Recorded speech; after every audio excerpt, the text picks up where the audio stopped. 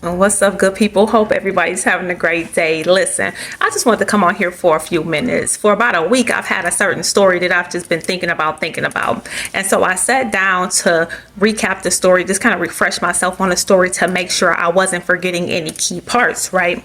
And as I sat down, I opened my Bible and I was directed to read another passage that had absolutely nothing to do with the story that I had been thinking about. And so I was directed to read the story of Esau and Jacob. Now, just a quick little recap. In the Bible, Esau and Jacob were brothers, and Esau was an outdoorsman, if you will, worked in the field and things like that, and Jacob was not. And as the story would go, Esau, he came in one day and he was so faint and so famished to the point that he was willing to sell his birthright for the equivalent of a bowl of stew. Now, as far as I can recall, I have always disliked this story because the idea of somebody selling off their literal destiny for something so minuscule as a bowl of soup, it never made sense to me. But here we are in the text, and Esau has just sold off his birthright, his destiny, his inheritance, his future, if you will, for something that pales in comparison. Now, as I was reading this story this time, a few things stood out to me that I'm not sure if I had ever noticed before. The first is that Esau had convinced himself that he was to the point of death. He said, well, if I'm going to die anyway, what good is my birthright going to be? The story doesn't indicate that he was to the point of death. The story just said that he was faint, meaning tired.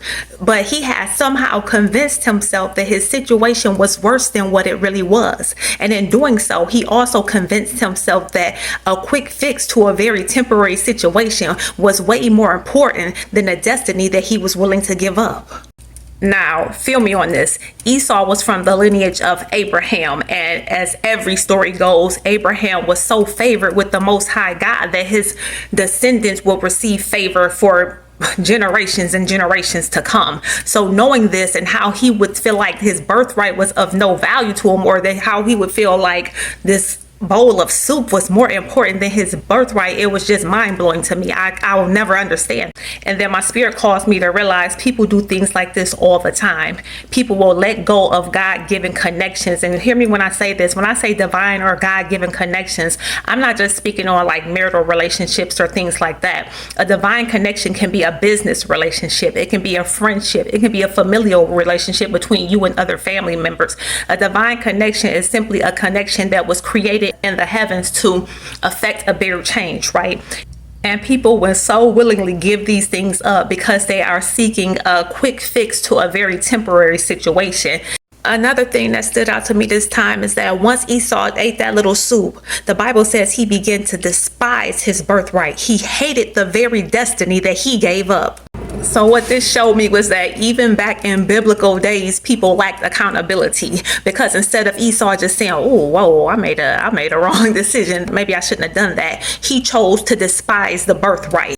What am I saying? There are people who will despise you because you were connected to and are therefore a constant reminder of the destiny, the inheritance, the birthright that they sold for cheap.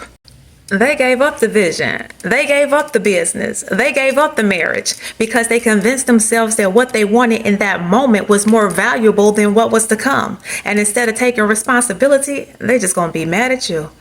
Well, to those people, too bad, so sad. You continue to flourish and live in your destiny, and don't worry about them. They're going to be mad about it anyway, and that's a them problem. That's not your problem. Be blessed. Have a good day. Bye.